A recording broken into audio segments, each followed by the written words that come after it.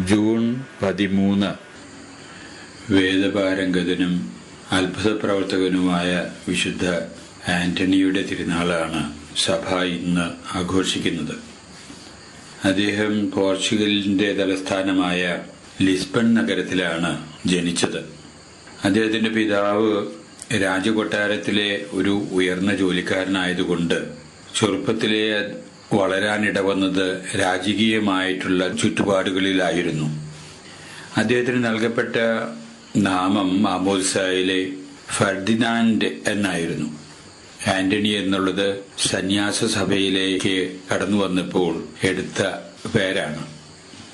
അദ്ദേഹം രാജകീയമായിട്ടുള്ള ചുറ്റുപാടുകളിലാണ് കുട്ടിക്കാലം കഴിക്കാനിടവന്നത് എന്നുവരികിലും വിദ്യാഭ്യാസം നടത്താനിടവന്നത് അന്ന് കത്തോലിക്ക സഭയിലെ സമർപ്പിത ജീവിതം നയിച്ചിരുന്ന ഉത്തമരായിട്ടുള്ള സന്യാസികൾ നടത്തിയിരുന്ന സ്ഥാപനങ്ങളിലായിരുന്നു.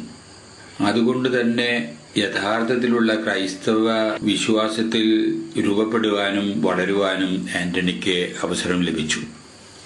അങ്ങനെയിരിക്കെ അന്ന് അദ്ദേഹം താമസിച്ചിരുന്ന ഫ്രാൻസിസ്കൻ ആശ്രമത്തിലെ 5 വൈദികരെ പ്രത്യേകം ശുശ്രൂഷിക്കാൻ ഉള്ളൊരു അവസരം ആന്റണിക്ക് ലഭിക്കുകയുണ്ടായി. അവരെ പിടിപെട്ടിരുന്ന രോഗത്തിൽ നിന്നൊക്കെ ശാന്തി ലഭിച്ച് ആ കൊച്ചന്മാർ 5 പേരും മിഷൻ പ്രവർത്തനത്തിനു വേണ്ടി ആഫ്രിക്കയിലേക്ക് യാത്ര തിരിക്കുകയാണ്. അവിടെ ചെന്ന് പ്രവർത്തനത്തിൽ അധിക നാളുകൾ പിന്നിടുന്നതിന് മുമ്പ് മതമർദ്ദനത്തിന്റെ അടിസ്ഥാനത്തിൽ 5 പേരും ആഫ്രിക്കയിൽ വെച്ച് വധിക്കപ്പെടാനിടവരുന്നു. മൃതശരീരം സന്യാസ ഭവനത്തിലേക്ക് തിരിച്ചു കൊണ്ടുവരികയും അവിടെ സംസ്കരിക്കാനും ഇടവന്നു. ആന്റണിയെ സംബന്ധിച്ച് വളരെ പരിചിതമായിട്ടുള്ള ഈ 5 ഫ്രാൻസിസ്കൻ വൈദികർ ധീരമായ രീതിയിൽ ക്രിസ്തുവിനു വേണ്ടി സുവിശേഷ പ്രചരണം നടത്തുന്നതിനിടയിൽ മരിക്കാനിടവന്ന ആ സംഭവം ആന്റണിയുടെ ജീവിതത്തെ വളരെ ആഴത്തിൽ സ്പർശിക്കാനിടവന്നു. ആന്റണി ഇങ്ങനെയാണ് ചിന്തിച്ചത്: ഈ ധീര മിഷണറിമാരെ പോലെ തനിക്കും ആഫ്രിക്കയിലേക്ക് പോയി മിഷനിൽ യേശുവിന് വേണ്ടി പ്രസംഗിക്കണം. ഈ ചിന്തയോടുകൂടിയാണ് ആന്റണി തന്റെ വിദ്യാഭ്യാസം പൂർത്തിയാക്കിയത്. അങ്ങനെ 25 വയസ്സോടുകൂടെ ആന്റണി പുരോഹിതനായിട്ട് അഭിഷേകം ചെയ്യപ്പെടുന്നു. അധിക നാൾ കഴിയുന്നതിന് മുമ്പ് അധികാരികളുടെ അംഗീകാരത്തോടും അനുവാദത്തോടും കൂടെ ആന്റണി തന്റെ ആഗ്രഹ പൂർത്തീകരണത്തിനു വേണ്ടി ആഫ്രിക്കയിലേക്ക് കപ്പൽ കയറുന്നു. എന്നാൽ ആന്റണിക്ക് ലഭിച്ച പരിചരണം ആ 5 ഫ്രാൻസിസ്കൻ വൈദികർക്ക് ലഭിച്ച വിധത്തിലുള്ളതല്ലായിരുന്നു. എതിർപ്പുകൾ നേരിടേണ്ടി വന്നു എന്നൊരിക്കലും ആന്റണിയെ ആരും മർദ്ദിക്കുന്നതിനോ പീഡിപ്പിക്കുന്നതിനോ മുതിർന്നില്ല. അങ്ങനെ വന്ന് കുറച്ചു നാൾ കഴിഞ്ഞപ്പോൾ ആന്റണി സ്വന്തം നാട്ടിലേക്ക് തിരിച്ച് കപ്പൽ കയറി. പക്ഷേ കപ്പൽ ചെന്ന് പെട്ടത് ഇറ്റലിയുടെ തീരദേശത്തായിരുന്നു. അവിടെ ആന്റണി കപ്പലിറങ്ങി ഫ്രാൻസിസ്കൻ സഭയുടെ ഒരു ഭവനത്തിൽ 9 മാസം ചെലവഴിക്കാനിടവന്നു. അതിനിടയിൽ നവവൈദികർക്ക് അഭിഷേകം നൽകുന്ന ഒരു ചടങ്ങ്, ആ ചടങ്ങിൽ ആന്റണിക്ക് പ്രസംഗം പറയുന്നതിനുള്ളൊരവസരം ലഭിച്ചു. ആന്റണി വളരെ നന്നായി ഒരുങ്ങി ആ വൈദിക അഭിഷേക ചടങ്ങിൽ കൊച്ചനായിരുന്ന ആന്റണി ആയിരുന്നു അനുമോദന പ്രസംഗം പറഞ്ഞത്. ഇത് ചുറ്റുപാടുകളിൽ വലിയ മതിപ്പ് ആന്റണിയെ സംബന്ധിച്ചുണ്ടാക്കി. ആ മതിപ്പ് സഭാസമൂഹത്തിൽ പരന്നു. ആ അവസരത്തില് അസീസിയിലെ വിശുദ്ധ ഫ്രാൻസിസ് രംഗപ്രവേശം ചെയ്തിരുന്ന അവസരമായിരുന്നു. അസീസിയിലെ വിശുദ്ധ ഫ്രാൻസിസ് ആന്റണിയെ മനസ്സിലാക്കുകയും അങ്ങനെ അദ്ദേഹം ഇറ്റലി മുഴുവൻ സുവിശേഷം പ്രസംഗിക്കുന്നതിനു വേണ്ടി സഭയുടെ എല്ലാ ഔദ്യോഗിക അനുവാദത്തോടും കൂടെ ആന്റണിയെ ചുമതലപ്പെടുത്തുകയാണ്. ആന്റണി ഒരു പ്രസംഗ പരമ്പര തന്നെ ഇറ്റലിയിൽ നടത്തി. അത് അത്ഭുതകരമായിട്ടുള്ള ഫലങ്ങളാണ് അതിൽ നിന്നുണ്ടായത്. ആന്റണിയെ ശ്രവിക്കുന്നതിനു വേണ്ടി മനുഷ്യർ മാത്രമല്ല, മത്സ്യങ്ങളും ജന്തുക്കളുമൊക്കെ സന്നിഹിതരായിരുന്നു എന്ന രീതിയിൽ ആന്റണിയുടെ ചരിത്രത്തിൽ നാം വായിക്കുന്നുണ്ട്. അങ്ങനെ ആന്റണി നാട്ടിൽ പ്രസിദ്ധനായി കഴിഞ്ഞു. അതിന്റെ ഇടയിൽ ആന്റണിയുടെ പ്രവർത്തനങ്ങൾ ഇറ്റലിയിൽ നിന്ന് ഫ്രാൻസിലേക്ക് മാറ്റപ്പെട്ടു. അവിടെ ആന്റണി തന്റെ പ്രേക്ഷിത പ്രവർത്തനത്തിനിടയിൽ ഒരു യഹൂദനും ആന്റണിയും തമ്മിൽ ഒരു അഭിപ്രായ വാദഗതികൾ ഉയരാനിട വന്നു. ആന്റണിയുടെ വാക്കുകളിൽ വിശുദ്ധ കുർബാനയിൽ യേശു സജീവമായിട്ട് എഴുന്നള്ളിയിരിക്കുന്നുണ്ടെന്നും യഥാർത്ഥത്തിൽ ക്രിസ്തുവിന്റെ സാന്നിധ്യമാണ് അതെന്നും ആന്റണി യഹൂദനോട് പറഞ്ഞപ്പോൾ യഹൂദൻ അത് ഒരിക്കലും സമ്മതിക്കാനോ അംഗീകരിക്കാനോ തയ്യാറായില്ല. യഹൂദൻ ആന്റണിയോട് പറഞ്ഞു, താങ്കൾ പറയുന്നത് ശരിയാണ് എന്ന് വരികിൽ നമുക്കൊരു പന്തയം വയ്ക്കാം. എന്റെ കഴുതയെ 3 ദിവസം ഞാൻ പട്ടിണിക്കിടും. അതിനുശേഷം ഞാൻ കഴുതയെ ഒരിടത്ത് കെട്ടും. താങ്കൾ യേശുവിന്റെ യഥാർത്ഥത്തിലുള്ള സാന്നിധ്യം ആണ് എന്ന് പറയുന്ന വിശുദ്ധ കുർബാന എന്ന് പറയുന്ന ആ വസ്തു കൊണ്ടുവന്നോളൂ. അങ്ങനെ ഞാൻ മറ്റൊരു വശത്ത് വിശന്നിരിക്കുന്ന കഴുതയുടെ അടുത്ത് പുല്ലും കാണിക്കും. ഈ കഴുത പുല്ല് തിന്നാതെ വിശുദ്ധ കുർബാനയെ വണങ്ങുന്നു എന്ന് വരികിൽ താങ്കൾ പറയുന്നത് സത്യമാണെന്ന് ഞാൻ വിശ്വസിക്കാം. ആന്റണി ആ വെല്ലുവിളി സ്വീകരിച്ചു. പന്തയത്തിന്റെ വ്യവസ്ഥയനുസരിച്ച് കഴുതയെ സ്ഥലത്ത് കെട്ടി ആന്റണി ദിവ്യകാരുണ്യം എഴുന്നള്ളിച്ചു കൊണ്ടുവന്നു. പുല്ല് കഴുതയ്ക്ക് ഒരു വശത്ത് സജ്ജീകരിച്ചു.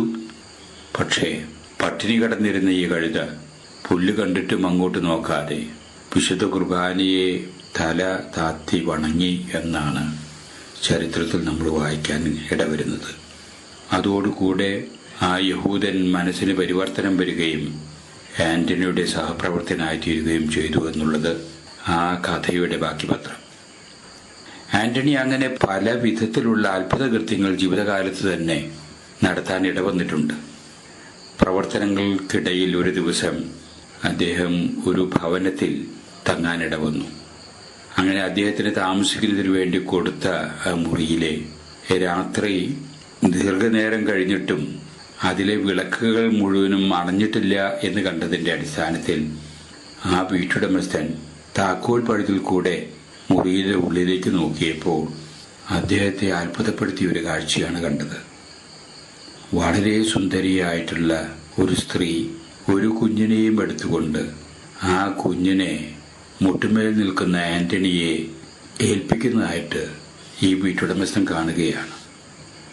മനസ്സിലായത് പിന്നീട് പരിശുദ്ധ കന്യാമറിയം ഉണ്ണി യേശുവിനെ ആന്റണിയുടെ കയ്യിൽ കൊടുത്തതാണ് എന്നുള്ളതാണ് അതിൻ്റെ ചരിത്ര സംഭവം. അത് യഥാർത്ഥത്തിൽ ജനങ്ങൾ മനസ്സിലാക്കാനിടവന്നതിൻ്റെ അടിസ്ഥാനത്തിലും കൂടിയാണ് ഇന്ന് ആന്റണി അച്ഛൻ്റെ ചിത്രങ്ങള് പ്രതിമകള് നിർമ്മിക്കുമ്പോൾ വരയ്ക്കുമ്പോൾ എപ്പോഴും കയ്യിൽ ഉണ്ണിയേശു ഇരിക്കുന്നതായിട്ടുള്ള ചിത്രീകരണങ്ങളാണ് നമ്മൾ കാണാൻ ഇടവരുന്നത്. അതിൻ്റെ പുറകിലുള്ള കഥയും ഐതിഹ്യവും ഞാൻ നേരത്തെ സൂചിപ്പിച്ചതാണ്. ഇങ്ങനെ പലതരത്തിലുള്ള ദൈവികമായിട്ടുള്ള കാഴ്ചപ്പാടുകളിലും കൂടെ വളരെ സജീവമായ രീതിയിൽ പ്രവർത്തന നിരതനാകാൻ ഇടവന്ന ഒരു കൊച്ചനായിരുന്നു പാതുവായിലെ വിശുദ്ധ ആന്റണി. ക്രിസ്തുവർഷം 1195 ജനിച്ച ആന്റണി 36 വർഷക്കാലത്തെ ഫലപ്രദമായ ജീവിതത്തിനു ശേഷം 1231 ഈ ലോകത്തോട് വിട പറഞ്ഞത്. ഇതിനിടയിൽ അദ്ദേഹം പാതുവായിൽ വെച്ച് ചരമടഞ്ഞ ആ അവസരത്തിലെ നാട്ടിലെ കുഞ്ഞുങ്ങൾ വിസ്മയഭരിതരായിട്ട് വിളിച്ചു പറഞ്ഞു എന്നാണ് ചരിത്രത്തിൽ നമ്മൾ വായിക്കുന്നത്. നിങ്ങളുടെ പിതാവായ വിശുദ്ധ ആന്റണി മരണപ്പെട്ടിരിക്കുന്നു എന്ന്. ഇത് അത്ഭുതകരമായിട്ടുള്ള ഒരു പ്രതിഭാസമാണ്. അതിന്റെയും അടിസ്ഥാനത്തിലും കൂടിയാകാം മരിച്ചതിന് പിറ്റേ കൊല്ലം തന്നെ ആന്റണിയെ സഭയിലെ വിശുദ്ധൻ എന്ന് നാമകരണം ചെയ്യപ്പെടുകയാണ്. വിശുദ്ധൻ എന്ന് നാമകരണം ചെയ്യപ്പെടുന്ന ആ കൃത്യം റോമിലാണ് നടന്നത് എന്ന് വരികിലും പോർച്ചുഗലിന്റെ തലസ്ഥാനമായ ലിസ്ബണിലെ പള്ളിമണികൾ താനേ മുഴങ്ങിയ ആ സമയത്ത് എന്നാണ് നാം വായിക്കാനിടവരുന്നത്. അദ്ദേഹത്തിന്റെ കീർത്തി നാടെങ്ങും പരന്നു. അദ്ദേഹം വളരെയേറെ പ്രസംഗ ചാതുര്യമുള്ള ഒരു വൈദികനായിരുന്നു. പ്രസംഗത്തിന് വേണ്ടി നന്നായി ഒരുങ്ങും. ഒരവസരത്തിൽ പ്രസംഗിക്കുന്നതിന് വേണ്ടി ഒരുങ്ങിയ കുറിപ്പ് നോക്കിയിട്ട് കണ്ടില്ല. അദ്ദേഹത്തിന് അല്പം അസ്വസ്ഥതയായി. എന്നാൽ അത് കരുതി കൂട്ടി ഒരാൾ എടുത്തുകൊണ്ടുപോയതായിരുന്നു ആന്റണിയെ പറ്റിക്കാൻ. ഈ എടുത്തുകൊണ്ടുപോയ ആള് അന്ന് രാത്രി തന്നെ അയാളെ തേടിക്കൊണ്ട് ഒരു മനുഷ്യൻ വാളും പിടിച്ചിട്ട് പുറകെ വരുന്നതായിട്ടുള്ള സ്വപ്നം കണ്ടു. അതുകൊണ്ട് പേടിച്ച് പിറ്റേ ദിവസം ഈ കുറിപ്പ് ആന്റണിക്ക് തിരികെ ഏൽപ്പിക്കാനിട വന്നു എന്നാണ് ഐതിഹ്യം. അതിന്റെ അടിസ്ഥാനത്തിലും കൂടിയാകാം കളഞ്ഞുപോയ വസ്തുക്കളുടെ മധ്യസ്ഥൻ എന്ന രീതിയിൽ ആന്റണി ഇന്ന് സാധാരണ ജനങ്ങളിൽ അറിയപ്പെടുന്നത്.